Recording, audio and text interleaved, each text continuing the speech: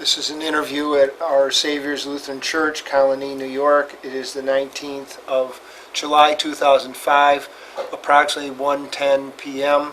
Interviewers are Wayne Clark and Mike Russert. Could you give me your full name, your date of birth, and place of birth, please? William J. Zimmermann, Zimmermann. Place of birth is the Bronx, New York. Okay. When were you born? March 1st, 1921. All right. What was your educational background prior to entering service? I had a year or two of college, going to evening college. Okay. Do you remember where you were, how you heard, and your feelings when you heard about Pearl Harbor? No, I really don't know that I remember where I was then, but I know some of the fellows in church, they enlisted in 258th Field Artillery, and I was attending college at night, and I wanted to finish the semester. So I decided I didn't want to avoid the draft yet, and then when the semester was over, I enlisted. You enlisted, okay. Why did you select the Army? Well, I was never interested in the Navy, and actually what it was the Air Force, but in those days, the Air Corps was U.S. Army. Right. Okay, so you enlisted in the Air Corps? Well, actually it was the Army. Yes, the Army Air Corps. Right. Why did you select the Air Corps? Well, branch of the Army? when I went to the reception center, Fort Dix, since you enlist, you have a choice, or had a choice. And one was Air Force, the other one was administration, and the other one was ordnance. And since I'd been a clerk, I didn't want to get involved in more clerical work, so that bounced out administration. So then it was and I didn't exactly know what ordnance was, so I got in the Air Corps. Okay. All right, now you went to Fort Dix, that was your... Yes. Where did you go for your basic training? Was it... Savannah, Georgia, And- Hunter Air Base. All right, could you talk about your training there? Well, actually, basic training wasn't typical for the combat. A lot of it was on a shovel, and we did a little bit of marching, and of course you had the gas mask drill, and one of the things we did mostly there was fill practice bombs for the U.S. bombers. Now, how long were you there? Okay. When I was at Fort Dix, I happened to meet a fellow from our neighborhood who had been in the National Guard, and he was going to show me how you should act in the Army. So we would get up early in the morning, have breakfast, and disappear, because we were only 4 days in Fort Dix. And after a while, I said, this is not for me. I'll give the Army 2 months, work as hard as I know how, and see what happens. Well, after 2 months, I was sent to ordnance school. And I apparently got 100 in my test, and they said they were considering me for a teacher. But that's the end of it, nothing was done. So then I was shipped back to the Savannah Air Base, and this time now I'm the clerk in the magazine area, which is where we kept the bombs. And since no one had ever done it, I decided to do an inventory on our bombs. So I know how many 4,000-pound bombs, how many 2,000, how many 500-pound, and so on. And then I've worked there for a while. And then the next time, I went to the administration school in Huntsville, Texas. And the reason I got that is, I guess, I was one of the few who had some high school. We had about, college. We had about 3 or 4 fellows who had some college in a unit of 150. And one of the fellows I know was married. He didn't want to leave the area because his wife was living down there with him. And for some reason they asked me, so that's how I got to go to Texas. And also I thought, well, okay, I want to be an officer. So I took the examination. I passed the interview at the air base, and then they froze all promotions. So my lieutenant said he had put me in for sergeant, so I didn't get that. And also, officer candidate school was out. So I looked around some more and said, well, here's the Army Specialized Training Program. And that was set up to actually reserve, give you engineers, doctors, and then the language. Well, I knew I didn't want to be an engineer, I didn't want to be a doctor. So I took German, which I already knew, because my parents were German. And from there, I ended up in England. Now, how long were you in this administrative school? 3 months. It was supposed to be a 9-month course.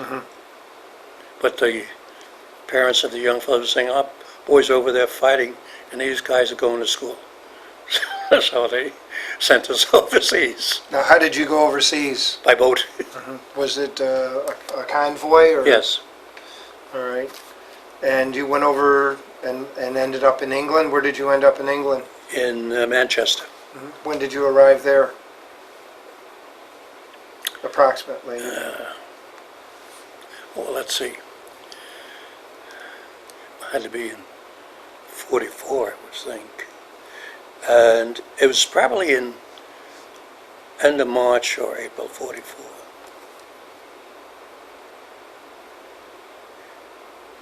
So it was prior to D-Day then? You were there Oh, yes. Prior to D-Day, okay. Oh, yes. D-Day, we stood outside the house, and you could hear vroom, vroom, vroom, and they're dropping the aluminum foil to keep any interference. So I knew D-Day. When you were in England, how did you spend your time? Well, we studied we had already been made up as military government units, and we had been assigned a town in Germany. So we knew what the economy was, what the general population was, so forth. The only problem is we didn't realize the French were going to take it. So therefore, we became a traveling detachment, so that we did not end up in the Black Forest region, which we had studied actually. Okay. Did you have much contact with the English people? Oh yes. What were your relationships? Well, there like was with a couple who would figure ways to entertain the American soldiers. We'd go on bike rides, do different things like that. And then, of course, we didn't have too much soldiering to do because KP was something I didn't like, but that you had to do. And because most of the fellows were sergeants, and I'm still a corporal. So it used to be the privates got that kind of stuff, but... Now, when did you go over to Europe itself? Europe proper? Yeah. I would say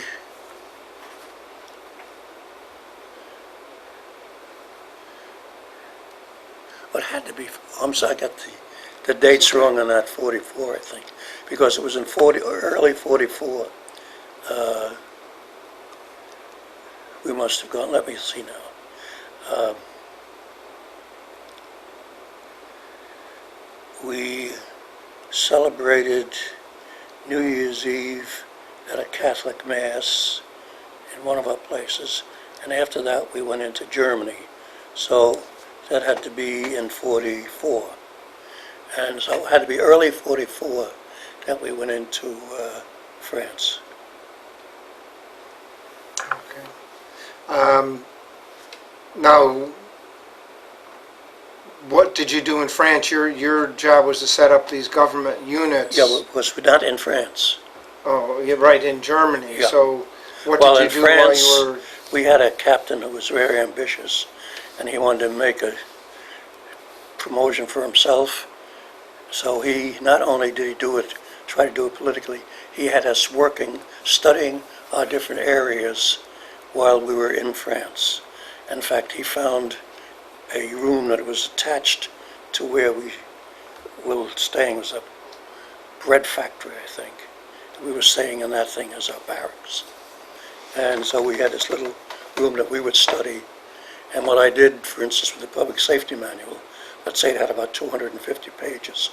I reduced them to 25 pages. So I knew the public safety manual pretty well. Then sometime later we had a couple of weeks of public safety instruction. Well, I had no problem with that, because I already knew it. Now, what do you mean by public safety? Police, fire. Okay. So you were going to establish police and fire units after the front has moved through an area? Right. Well, for one thing, I did that personally at the last town. I said, any police officer who's been a member of the Nazi Party is to be discharged. And then I said, I want 4 communists, 4 Christian, 4 Catholic Party, and 4 Social Democrats in this little town. We got rid of so there was no feeling the same outfit is still running us. And actually, they had no vehicles. So I'd go on a date with my wife, and when I left her house, I'd go to the police and take them around the area in the car I had. Now, just why don't you describe exactly what you did as you entered a village or a city where you're supposed to establish the government and the public safety? The first town we went into, the police captain committed suicide because he knew he had no future.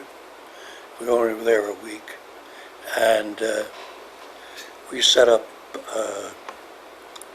checkpoints at different cities, see if we could catch Nazis. In fact, in one place, a young German had deserted from the German army, and the head of the hotel owner told us about it. So I warned him of what it meant if he was lying and this was a spy, and then we just shipped him off as a... And then in that town also, I recall, counterintelligence was interviewing this parent businessman, and he was almost crying about the way Hitler had trained the kids to report on their parents. If the parents said something in opposition to Hitler, the kids were supposed to report that. So that was one thing. And then in St. Ingbert also, this military police sergeant and I found this weapon shop. So we confiscated all their weapons, and there were souvenirs divided between our units. And then one other time, they had this report that we had 2 officers were ruining the brewery. Well, you never saw 2 officers so afraid of 2 enlisted men, because actually they tried to claim they thought it was a place where the Germans were using to signal. And they knew we didn't believe them. Now, how big was your unit? We had 3 officers originally and 4 enlisted men. And that was it. So you had to move. I was going to ask you something, and I forgot what it was. How often did you move through an area? It depended on the front line moving, I guess? Well, for example, we moved from St. Ingbert, not directly to Geppingen. We were there for about a week or so. From Geppingen went to Neu-Ulm, again for a short time, and Kempten for a short time. And when we got down to practically the border of Germany, some of the fellows must have talked to the captain and said, can't we stay here? Because being there a week or 2 was no way to accomplish anything. So then that became our permanent station. So basically it was about a week to 2 weeks in these. As the troops moved forward, we went in. Did you ever run into any kind of opposition from, the townspeople or Not the ones really. that have been in charge? No. I mean, you're warned about checking for bombs and so on, but there was no, Now, did you carry weapons? yes. Here I am, working in an office. They give me a submachine gun, the big one. In Thompson? Yeah. So what I did, I accepted the Luger pistol from the police lieutenant of First Town, and I borrowed a holster from one of the officers, and I had a leather merchant in town make me a copy of the American holster, and I put the Luger in the American holster, and I would hide my machine gun as much as possible. See, because originally we had the carbines. Well, you're supposed to zero them in. We zero them in, then they take them away from us and give us something else. And they said, well, with the submachine gun, you just aim down and it'll go right up. And the only time I had to fire a gun was we had somebody breaking curfew, and I was trying to stop him by shooting up into the air. So we said, we're going to shoot him for breaking curfew. Now, you said that one time when you were in St. Ingbert, you came under fire? Yeah, when a we had plane this came in? plane came over and dropped a bomb where one of our men was quartered, but he wasn't there. And we had a tank outfit coming through, and they set up all their machine guns and so forth. And then he disappeared. He only dropped one bomb. And then the story was, couldn't have been a German because they're not supposed to be up now. So we don't know what that was, really. It was a small plane. But Now, with your unit, there were 7 of you in the unit. How did you travel around? What kind of vehicles did you have? well, we Jeeps or- had 2 Jeeps originally. And then in the St. Ingbert, our captain had seen this panel truck, and he thought it would be very nice for paperwork because it was all set up like a little office inside with drawers and everything. So we had a French troop come in supposedly to help support us, some 30 men, and the captain said, Zimmermann, get me that truck. So I got him the truck. I told the captain of the French group, we are the military government. So I got him a truck. And he didn't argue about it. Now, did any of the others within your unit speak German, or were you the only? It may have to some degree. See, now one of the fellows had taken Russian in the ASTP. So I don't know that a number of them were Jewish. Now maybe they knew some German, but I never heard them speak any German. Now, in your travels, were you ever aware of the concentration camps? No. No, there were none in the area that we. Okay. What were relationships like between the men in the unit? Was it pretty closely knit since Oh you yeah, were a we small got unit? along fine. Actually, there were 3 of us who were one unit, and a couple of the enlisted men in the officers were another unit. Now, you mentioned in this sheet that you gave us that you wrote up that you also confiscated some convertible BMWs and a Mercedes-Benz. So you drove those around also Oh, with yeah. your Well, unit? I drove my Mercedes-Benz, which was a German military vehicle, and then the captain had a black convertible Mercedes-Benz, and then we had the 3 other different colored BMWs, also convertibles. Because the Germans had no gas.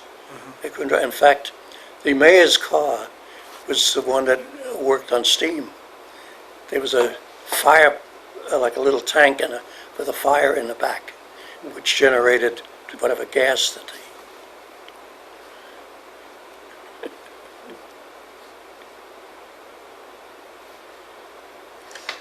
What kind of food did you have with your unit? Did you? Well, we had the Army food Army prepared food. by German cooks. We had no cook in Unit 7. And then the one time we had I don't know how that happened, but we ended up with eating in a field kitchen along the road, and that was, So your unit was so small, you basically lived among the civilian population? yes, we primarily tried to get hotels because there was nothing to steal, generally speaking. And you had a cook, and you had the people to make up the beds. So we slept in civilian beds, mostly in the hotels. And the hotels were paid somehow through, I don't know how they were paid, but they were paid through the military government. Now, you said also that you felt that most of your officers were political Yeah, people. because rather than- that's what you needed, politicians to run a government. And So they had a political background rather than most of- military. Yes. Now, the captain I liked quite a bit, he had a military background. In fact, he had a Purple Heart, so he must have been injured in something. Maybe not front battle, but some kind of a battle. And but most of the fellows were just politicians. In fact, our colonel, don't remember his name at the moment, he was a politician from New York City. Okay, now, you said you met a woman over there that you ended up marrying. Where was she from? Actually from Alsace-Lorraine. And she could speak both French and German, and ultimately English also.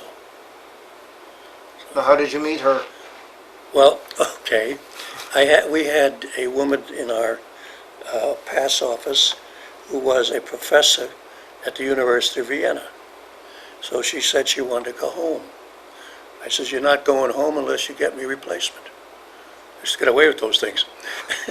So she brought these two young women, one blonde and one brunette. And I hired both of them. And ultimately I started dating the brunette. Now, was there any opposition to you dating someone? Or- First of all, we were not supposed to date German civilians, but she was not a German civilian. She was French. So that covered that. Although, interesting, her father was in World War I as a German soldier, because between roughly 1870 to 1918, Alsace-Lorraine was German. Then from 1918 to about 1940, it was French. Then for a couple of years, it was German again.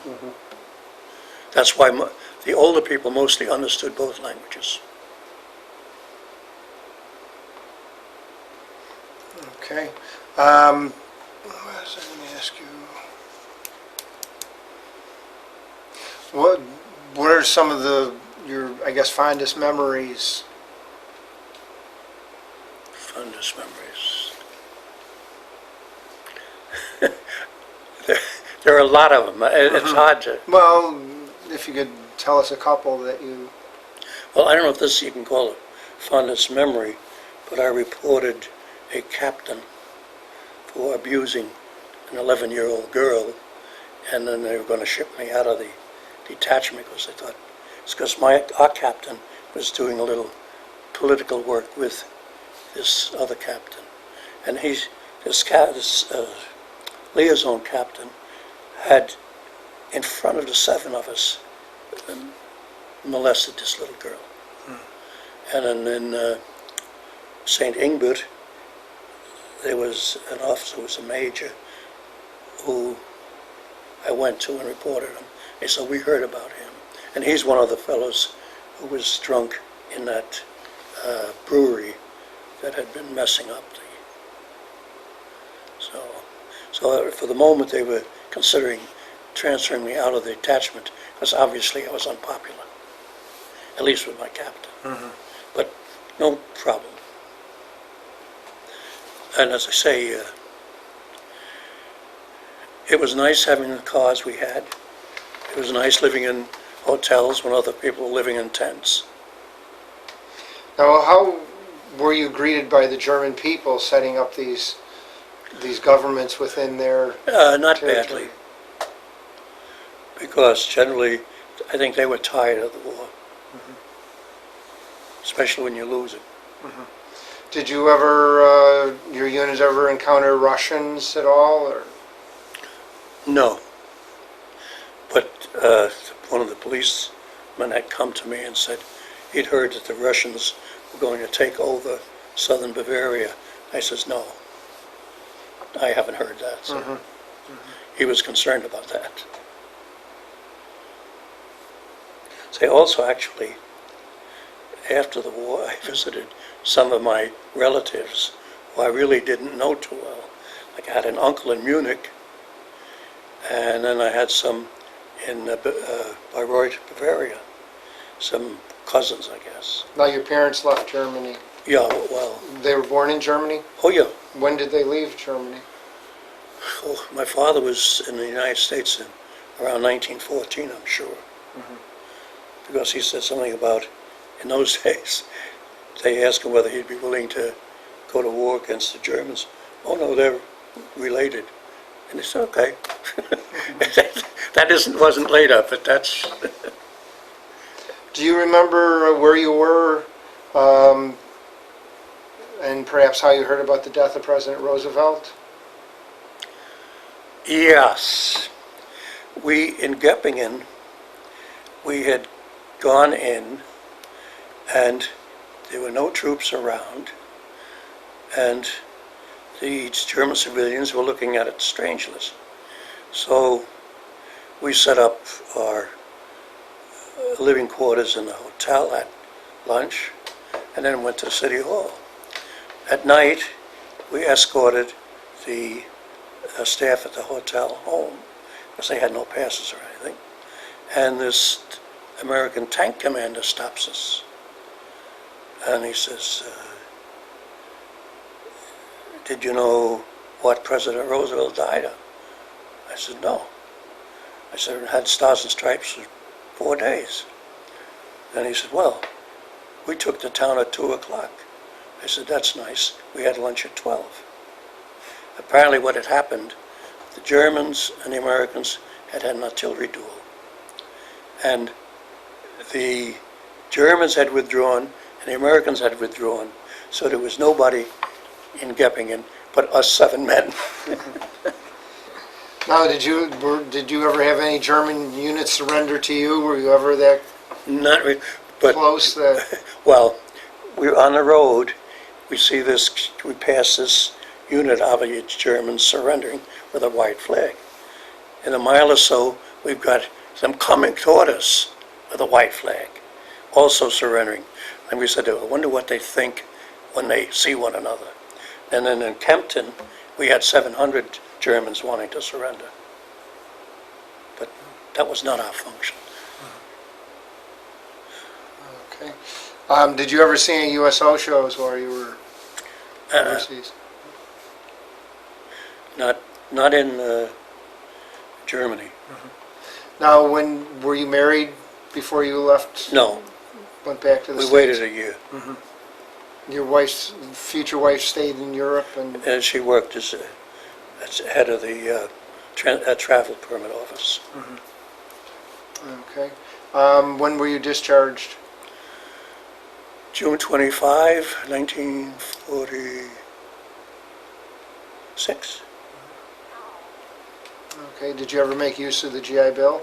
Oh, yes. Got a law degree. All right. Did you join any veterans organizations?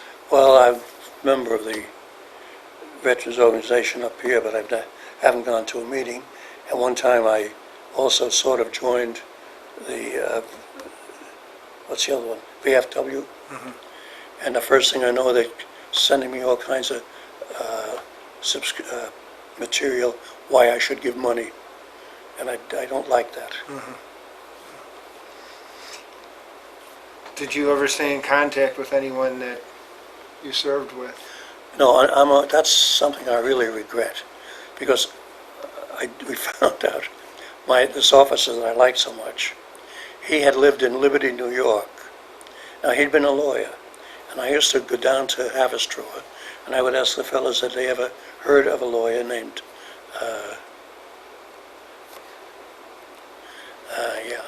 Lubin. And, oh, no. Well, finally one day I said to my wife, why don't we take a ride down there, see? So we stopped at the city hall. Oh, he's the one who ran the radio station. So apparently he didn't practice law, but got involved, and consequently, I would have loved to have seen him, because he was a real regular guy. In fact, he and I wrestled in the hallway of the city hall one time. Okay? And he couldn't understand that he couldn't just push me around. Here I am, in those days, 125 pounds, and he was a good 175, and a lot better physical condition. I was using his weight against him. He was a good guy. How do you think your time in the service changed or affected your life? Well, it got me a wife. I was just going to say that, obviously. Well, it's hard. See, actually what I wanted to do, that's the reason I went to law school, I wanted to become a member of the FBI. And then after I went through law school, I discovered that I was 15 pounds underweight, that they had weight rules and so on, so I couldn't, and I knew I was not the kind of person that wants to build up a big story about how you owe $1 million. So I ended up working for an insurance company. Okay. If you hold this up like this and tell us where and when that was taken? If you, This was probably at Hunter Air Base, Savannah, Georgia, because that is the insignia for the Air Force. I actually had 3 different insignias. This, and then the one for the Army Specialized Training Program, and then the military government. You see there's a shield of red, yes, white, yes. and blue. Okay, so that was probably taken somewhere around in Early. 42, something like that? Yeah. Okay. And this one? This was taken in Europe.